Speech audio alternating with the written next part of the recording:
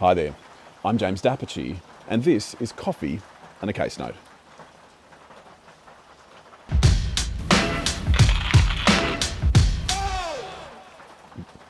So, today we're going to talk about costs orders, team.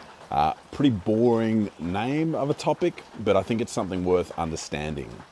To ground our discussion today, let's have a think about two different kinds of costs orders.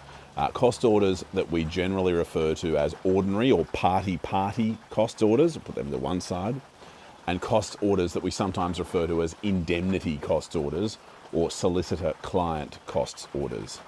And I don't want to dive too deeply into it, but parties to litigation can sometimes have the court say, all right, this party has to pay that party's costs.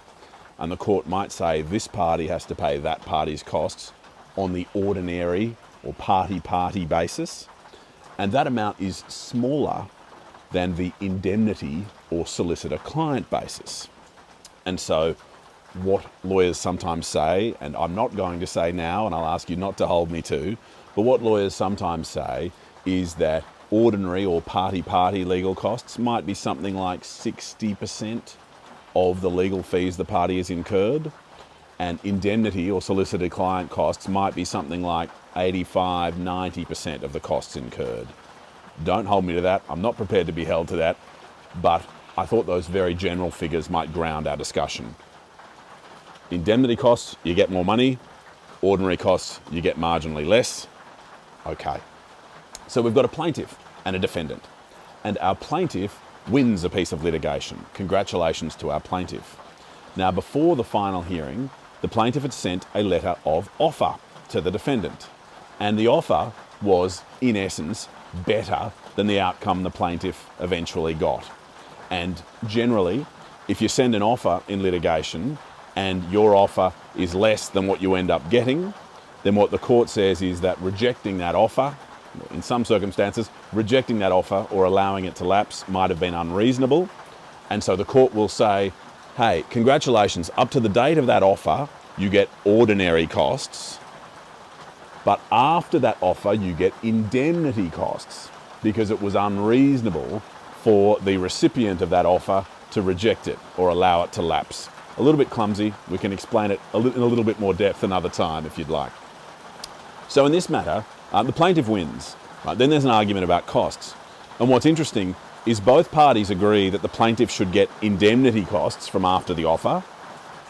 But what the plaintiff says is, hey, the defendant's defense was such that we should get indemnity costs for the whole thing. So it shouldn't just be for after the offer, which is often the normal, which might be thought of as the normal position if there's going to be an indemnity costs order. The defendant's defense was firstly founded on matters that were untrue.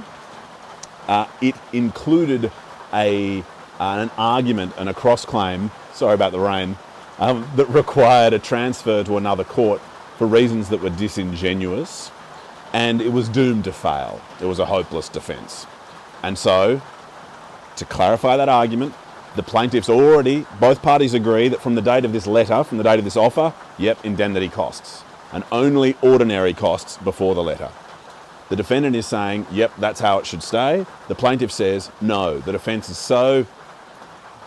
the nature of the defense is such that the defendant ought to pay indemnity costs for the whole thing. So the court says, right, was it an abusive process to cause a cross-claim requiring the matter to be transferred to a different jurisdiction from the district court to the Supreme Court? Was that disingenuous? Was it an abusive process? The court found no, it was not. Was the defence based on matters that were untrue? Well, the court found there was no finding that the defendant had lied, so no on that point. And so the court then said, right, was the defence so hopeless, so untenable, that the defence shouldn't have been run at all? And the court took some time to think on this position and essentially said, look, it's easy to say in hindsight, hey, I've won. And so the other party, they were always going to lose. And the proof that they were always going to lose is they lost.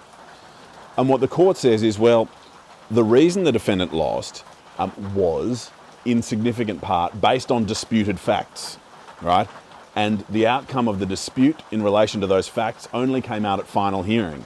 And so up to the date of final hearing, there was some chance of the defence coming off. And the only reason the defence did not come off was because of the factual findings made at final hearing, which means the defence was not hopeless. It depended on how witnesses behaved and how the evidence was found by the court. So the court said all parties are agreed that it's indemnity costs from the date of this offer. That's fine. And the court did not sort of extend the indemnity costs to that initial start period as well. So the plaintiff got ordinary costs for the first bit up to the offer and indemnity costs for the bit after the offer. A little bit fiddly. Discussing cost orders sometimes gets like that. But I hope today's discussion assisted you, and I look forward to joining you again soon, perhaps in different weather, for another coffee and another case note. Cheers.